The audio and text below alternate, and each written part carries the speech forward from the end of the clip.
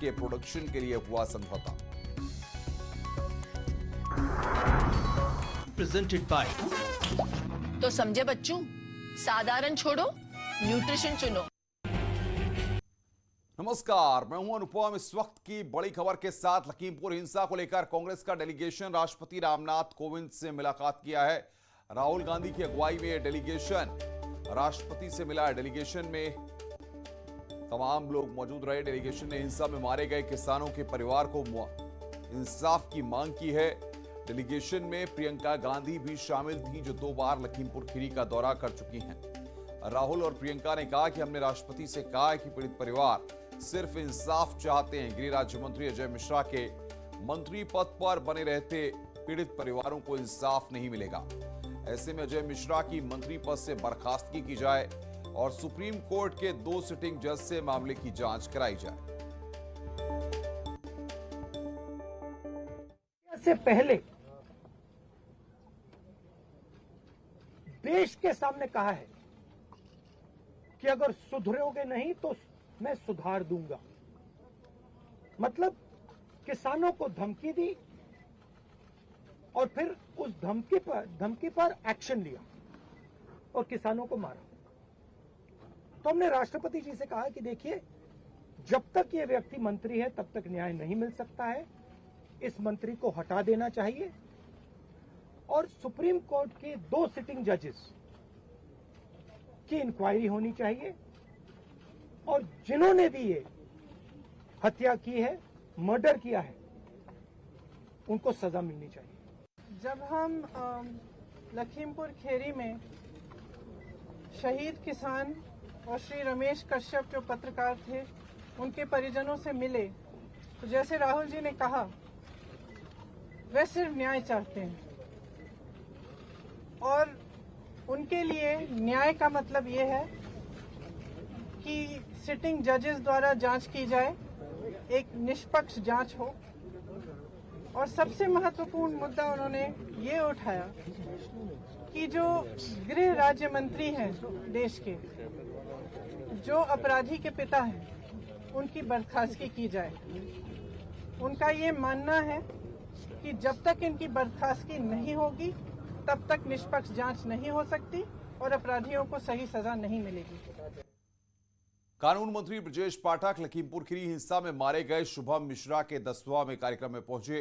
परिजनों से मिलने के बाद कहा कि शुभम मिश्रा डिप्टी सीएम केशव प्रसाद मौर्य को रिसीव करने जा रहे थे। बीजेपी उन्हें अपनी पार्टी में शहीद का दर्जा देगी। बीजेपी हमेशा शुभम के परिवार के साथ खड़ी है। बाद में कानून मंत्री हरिओम मिश्रा के घर पहुंचे और परिजनों से मुलाकात की।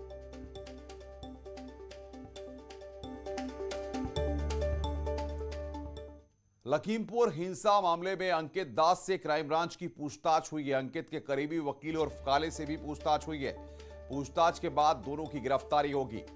काली फॉर्च्यूनर में सवार थे अंकित और काले, ये जानकारी यहां पर निकलकर सामने आई है। लखीमपुर से इस वक्त की ये बड़ी खबर, बयान दर्ज करवाने अंकित दास पहुंचा है। काली फॉर्च्यूनर में सवार था अंकित दास। अंकित के करीबी से भी वहां पर पूछताछ हो रही है।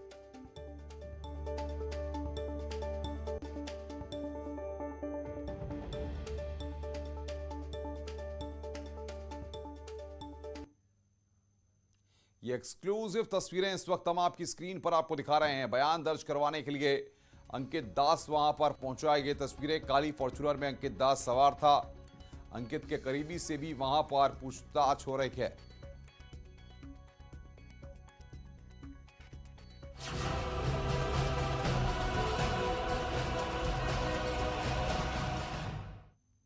लखीमपुर हिंसा के मुख्य आरोपी आशीष मिश्रा के रिमांड का आज दूसरा दिन है।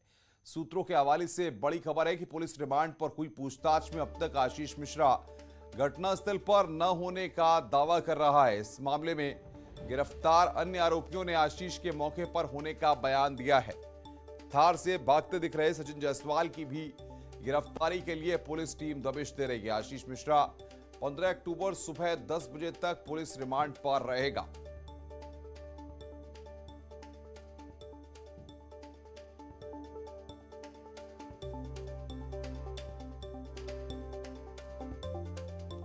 तो आशीष मिश्रा की रिमांड का यहां पर दूसरा दिन। लगातार खुद को बेकसूर बता रहा है आशीष, घटनास्थल पर न होने का दावा कर रहा है।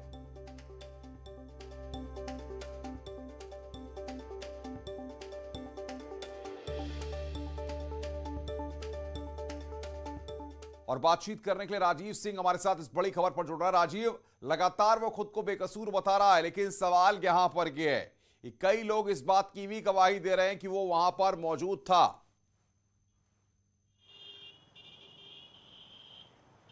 देखिए, निश्चित तौर पर अनुपम, बीते 3 अक्टूबर को जो लखीमपुर तिकोनिया में हिंसा हुई, जिसमें 4 किसान, एक पत्रकार समेत 8 लोगों की मौत हुई, उस मामले के आरोपियों पर अब लगातार पुलिस और एसआईटी का दबाव बढ़ता जा रहा है, जिसके मद्देनजर आपने देखा कि जहां बीते दिनों एसआईटी ने 12 घंटे की कड़ी पूछताछ के बाद न सिर्फ आशीष मिश्रा को गिरफ्तार किया, बल्कि अब 3 दिन की पुलिस रिमांड पर लेकर भी उससे पूछताछ कर रही है। इसके साथ ही साथ आज जो उस वक्त घटनास्थल पर मौजूद था आशीष मिश्रा का दोस्त अंकित दास, वो भी अपने सिक्योरिटी गार्ड और ड्राइवर लतीफ उर्फ काला के साथ एसआईटी के सामने पूछताछ के लिए पहुंच गया है। और अब तीनों को एक साथ बिठाकर जो एसआईटी टीम है वो पूछताछ कर रही है। इस दौरान हमारी जब अंकित दास के वकीलों से बात हुई तो वो इस बात की खुद पुष्टि कर रहे हैं कि उस वक्त अंकित दास मौजूद था और उसके साथ उसके सिक्योरिटी गनर मौजूद थे। तो ऐसे में जो सबसे बड़ी बात सामने आ रही थी कि आखिर जो वीडियो में फायरिंग हुई वो किसने दी की और वो जो कारतूस थे वो कहां से मिले। तो अब से जो पूछताछ चल रही है उसमें इस बात का खुलासा हो जाएगा कि किन किन लोगों ने वहां पर फायरिंग की थी और इस घटना को किस तरह से अंजाम दिया गया था। अब तक भले ही आशीष मिश्रा ये कह रहा हो कि वो बेगुनाह है, वो मौके पर नहीं मौजूद था, लेकिन तमाम ऐसे साक्ष्य और सबूत एसआईटी टीम के पास मौजूद हैं, जिनके आधार पर वो ये दावा कर रहे हैं सूत्रों के हवाले से कि आशीष मिश्रा खुद मौके पर मौजूद था। क्योंकि इससे पहले भी जो अंकित दास है वो उसका दोस्त है, वो एक साथ ही हर जगह जाते थे और इस कार्यक्रम में भी वो डिप्टी सीएम को रिसीव करने के लिए निकले थे। हालांकि इस दौरान उनके वकीलों का ये दावा है कि जो एक्सीडेंट हुआ, क्या माना जाए अब कस्टडी में जब ये रहेंगे तो कई जो पर्दे के पीछे की गई थ्योरी है उन सवालों का आमना सामना होने के बाद सच निकलकर सामने आ सकता है। देखिए, निश्चित तौर पर अब एसआईटी के सामने अंकित दास पहुंचे हैं और ये पूरी उम्मीद जताई जा रही है कि अब से कुछ देर बाद अंकित दास को पुलिस गिरफ्तार करेगी और फिर कोर्ट में पेश करके उनकी पुलिस कस्टडी रिमांड हासिल करेगी। लेकिन उससे पहले जो एसआईटी की टीम है वो ज़्यादा से ज़्यादा पूछताछ कर उन तमाम तथ्यों को निकाल लेना चाहती है जिनके आधार पर आशीष मिश्रा अपने को बेगुनाह साबित कर रहे थे। इस वक्त दोनों को अलग अलग कमरे में बिठाकर बातचीत की जा रही, पूछताछ की जा रही है।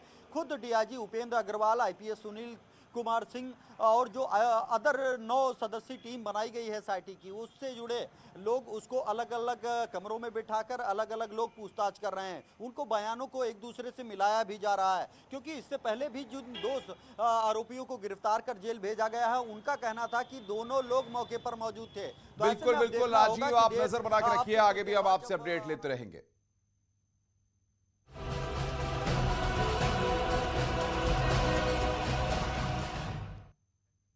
योगी सरकार 2022 के विधानसभा चुनाव से पहले अपने एक और वायदे को पूरा करने की तैयारी कर रही है। सूबे में माफियाओं से खाली कराई गई सरकारी जमीनों पर गरीबों को सस्ते दामों पर आशियाने का सपना अब योगी सरकार पूरा करने जा रही है। प्रदेश में इसकी शुरुआत संगम नगरी प्रयागराज से होने जा रही है। प्रयागराज में बाहुबली अतीक अहमद के कब्जे से खाली कराई गई सरकारी जमीन पर योगी सरकार गरीबों के लिए आवास बनाने जा रही है।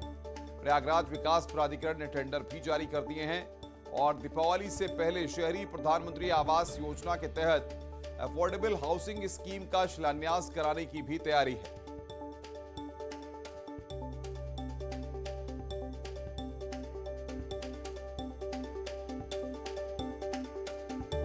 तो ये 3 तस्वीरें इस वक्त हम आपकी स्क्रीन पर दिखा रहे हैं। गरीबों को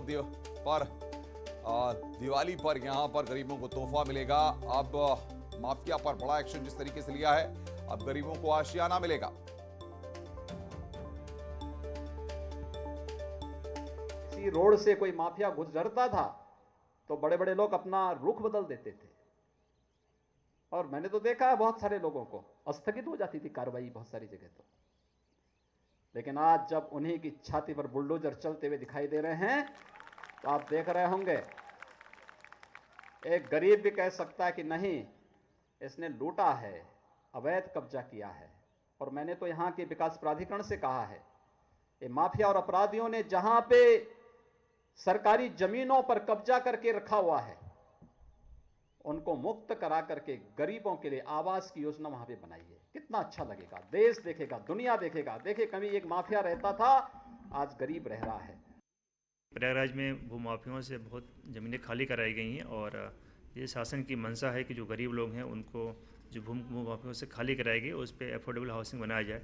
तो इसी के क्रम में हम लोग लुकरगंज में एक लॉन्च करने वाले हैं, जिसमें कि 76 फ्लैट्स होंगे जो प्रधानमंत्री आवास योजना के अंतर्गत बनाए जाएंगे और इसका DPR भी रेडी हो गया है और बहुत ही जल्दी हम लॉन्च करेंगे। टेंडर भी इसका हो चुका है और जैसा माननीय मुख्यमंत्री की मंशा है कि उस पर गरीबों के लिए 76 फ्लैट्स बनेंगे सारी सुविधाओं के साथ। कामयाबी की कोई कहानी एक दिन में मुकम्मल नहीं होती, लेकिन ईमानदारी, लगन और सच्चा संघर्ष हो तो सफलता की कहानी एक दिन पूरी जरूर होती है। देश में श्वेत क्रांति यानी दूध क्रांति लाने वाले अमूल का सफर गुजरात के सिर्फ 2 गांव से शुरू हुआ था। 75 साल का हो चुका अमूल भी पूरे देश के साथ आजादी के अमृत महोत्सव की खुशियां मना रहा है। आइए आपको रूबरू कराते हैं अमूल की सफलता के सुनहरे इतिहास से।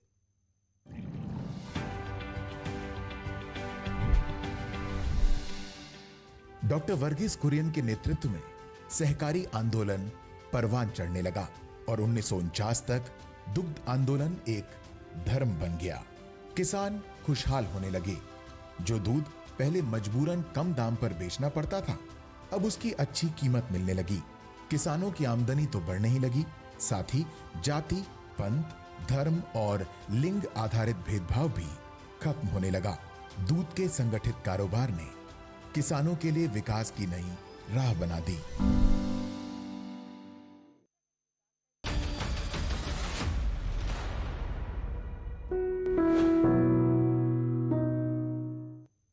गुजरात के आदिवासी बहुल इलाकों में कोरोना टीकाकरण चुनौती से कम नहीं है, लेकिन अब प्रशासन ने इन इलाकों तक खुद पहुंचने के लिए कमर कस ली है। इसके बाद टीके को लेकर यहां आदिवासियों का मन और भ्रम दोनों बदल रहा है।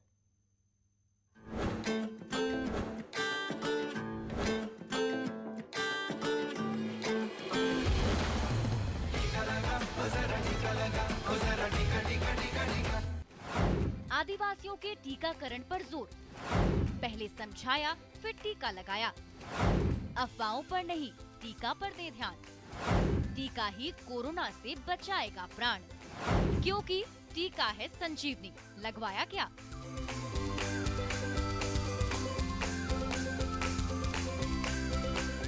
टीका ही कोरोना से बचने का सबसे कारगर तरीका है। गुजरात के बनासकांठा में इन आदिवासियों को ये बात देर से समझ आई, लेकिन देर आए दुरुस्त आए। अब बड़ी संख्या में आदिवासी कोरोना टीका लगवा रहे हैं और दूसरे लोगों को भी प्रोत्साहित कर रहे हैं। लेकिन कुछ दिन पहले तक की स्थिति ये नहीं थी। आप खुद सुन लीजिए कि आदिवासियों के मन में टीके को लेकर क्या भ्रम था। आदिवासी भाइयों रसी लेवाथी बड़ा डरता, रसी लेवाथी मरी जवाय एम कहता, पण हवे कोई मरातुं नहीं, रसी लेवाथी सुरक्षा मळे। मरी जाए एम बात करता था। हां, हूं कहता रसी लेवा मरी जाए बेबर होमा एम कहता। आदिवासियों के मन और श्रम दोनों को बदलने का श्रेय यहाँ के प्रशासन को जाता है। शहर से दूर दुर्गम इलाकों में आदिवासी इलाकों तक प्रशासन ने पहले पहुँच बनाई, फिर आदिवासियों को समझाने का काम किया। इसके बाद आदिवासी कोरोना टीका लगवाने के लिए तैयार हुए। जो लोग सेंटर पे नहीं आ पाते थे, उन लोगों को उनके घर के नज़दीक जाके या तो उनके घर जाके भी उनको वैक्सीनेशन दिया है। और अब तो मेरे ख्याल से पूरे तालुका में लोगों की अवेयरनेस इतनी बढ़ गई है कि वो फर्स्ट डोज और सेकंड डोज दोनों लेने के लिए आ जाते हैं। कोरोना संकट के बीच देश अब 100 करोड़ के टीके के लक्ष्य के पास पहुंच गया है। केंद्र के साथ राज्य सरकारें टीका लेने योग्य आबादी के 100% टीकाकरण के लक्ष्य के प्रयास में जुटी है। कोरोना टीका लेकर हम सभी कोरोना के खिलाफ लड़ाई को मजबूत कर सकते हैं। Bureau report, news 18 network.